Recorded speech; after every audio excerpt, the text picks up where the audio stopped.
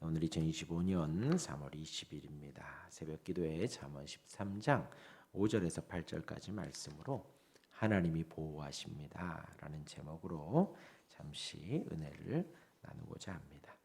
이제 5절 말씀이지요. 의인은 거짓말을 미워하나 악인은 행위가 흉악하여 부끄러운 데에 이르느니라 했습니다. 의인과 악인에 대해서 잠언이 계속해서 강조합니다. 의인과 악인의 기준은요, 예수 그리스도라 했습니다. 절대로 우리에게, 사람에게 그 기준이 있지 않습니다. 예수 그리스도를 신실하게 믿고 신뢰하는 자가 의인입니다. 그런데 그 이전에 성령의 거듭나게 하심이 있지요. 성령께서 거듭나게 하십니다. 예수 그리스도를 바라보게 하십니다. 예수 그리스도의 공로를 의지하게 하시지요. 하나님은 예수님의 이름이 우리를 의인으로 칭해 주시고 예수님의 이름으로 우리를 의인으로 칭해 주시는 것입니다. 예수님의 이름을 믿지 않으면 악인이 되어집니다. 의인은 그렇게 거듭나고 예수 그리스도를 신뢰하기에 거짓말을 미워합니다. 우리 예수님 진실하시지요. 거짓이 없습니다. 정직합니다. 그러나 거짓말은 누가 한다고요? 마귀가 하는 것이요. 거짓은 사단이 아담과 하와를 속인 것입니다. 속였습니다. 거짓말했습니다. 그러하기에 예수님도 하나님도 거짓말을 미워하고 우리 의인들도 거짓말을 미워합니다. 그리고 악인은 거짓말을 좋아합니다. 좋아하고 행위가 흉악하여 부끄러운 데에 이른다 했습니다. 행위가 흉악하여 부끄러운 데에 이른다. 다른 번역본에 보면요, 이렇게 나와요. 악인은 염치도 없이 수치스러운 일을 한다. 부끄러운 것도 모르고 막 하는 거예요. 부끄러운 것도 모르고 죄인지도 모르고 혐오스러운지도 모르고 다른 사람이 좋아하든 싫어하든 양심이 마비됐기 때문에 그냥 막 부끄러운 일을 하는 거예요. 당당하죠.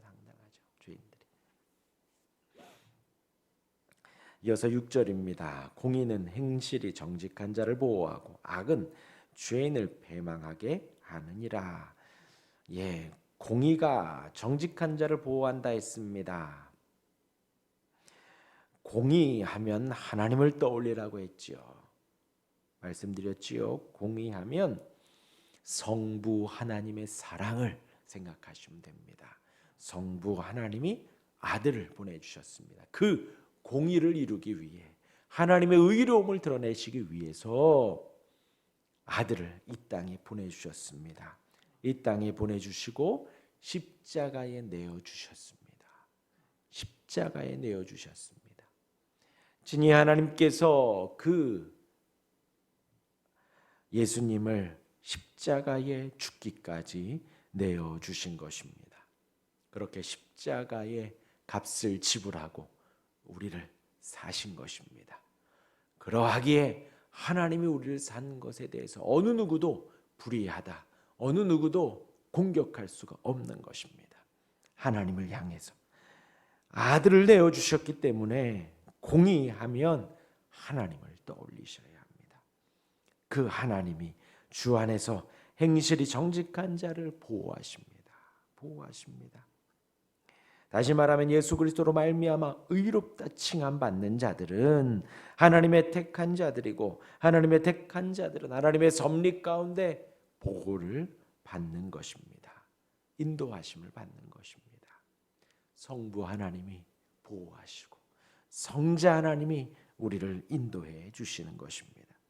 요한복음 6장 39절과 40절에 보면요, 나를 보내신 이의 뜻은 내게 주신 자 중에 내가 하나도 잃어버리지 아니하고 마지막 날에 살리는 이것이니라. 나를 보내신 누구예요? 지금 예수님이 말씀하시는 것입니다. 나를 보내신 이의 뜻, 성부 하나님이 보내셨지요. 성부 하나님께서 성자 예수님께 주신 모든 영혼들을 예수님께서 하나도 잃어버리지 아니하시고 마지막 날에 다시 살리신다 하셨습니다. 이어서 40절에 보면요, 내 아버지의 뜻은 아들을 보고 믿는 자마다 영생을 얻는 이것이니 마지막 날에 내가 이를 다시 살리리라 하시니라. 그래서 공의는 성부 하나님, 성자 하나님, 하나님은 우리를 예수 그리스도를 고백하며 의로움을 따르며 정직하기를 원하는 그러한 자들을 다 보호하십니다. 그러나 악은 죄인을 패망하게 합니다. 악과 죄, 거짓말, 흉악함 다 악이지요. 죄인들이죠. 패망합니다. 그들은 다 지옥에 빠질 수밖에 없습니다. 구원받을 수가 없습니다. 7절입니다. 스스로 부한 채 하여도 아무것도 없는 자가 있고 스스로 가난한 채 하여도 재물이 많은 자가 있느니라. 이 7절은요 이제 같은 맥락이에요. 스스로 부한 채 하여도 없는 자가 있고 가난한 채 하여도 재물이 있는 자가 있다. 또 이어서 8절에 보면요, 사람의 재물이 자기 생명의 속전일 수 있으나 가난한 자는 협박을 받을 일이 없느니라. 그래서 7절과 8절에서 재물에 대한 말씀을 하고 있습니다.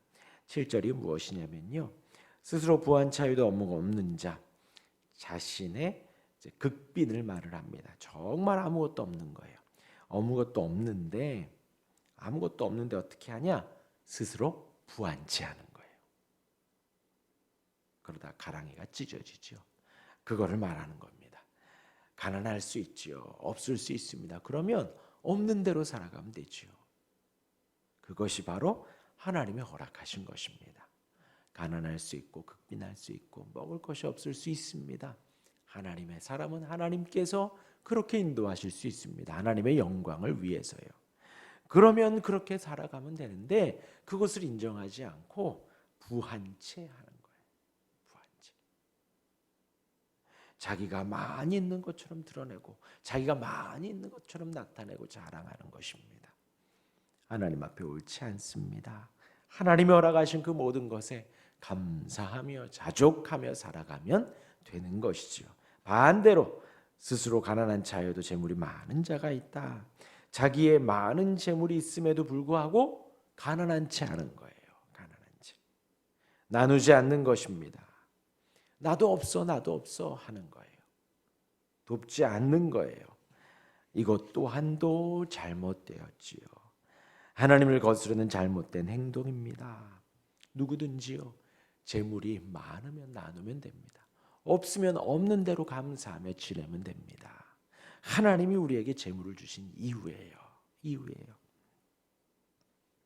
이어서 8절입니다. 사람의 재물이 자기 생명의 속전일 수 있으나 가난한 자는 협박받을 일이 없느니라. 이 이제 상반절의 내용, 이게 이 좋은 내용이 아닙니다. 내가 피해를 당했을 때 재물로 말미암아 그 피해를 막을 수 있다. 뭐 이런 내용입니다. 어떤 책에 보니까 이제 뭐 유괴 당했을 때 경우를 이야기를 하더라고요.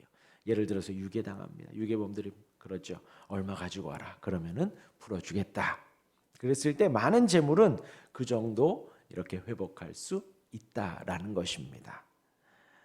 그러나 생각해 보아라. 가난한 자는 그런 일을 당할 일이 없다라는 거예요. 그런데 이제 중요한 것은요, 이 7, 8절의 이 내용들이 다 이 재물을 중심으로 해서 재물이 구원할 수 있다. 물질이 건져줄 수 있다.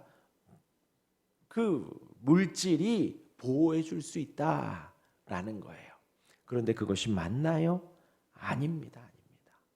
재물과 물질은 우리를 보호해 줄 수 없습니다. 물론 살아가는 데 있어서 약간의 도움은 되죠.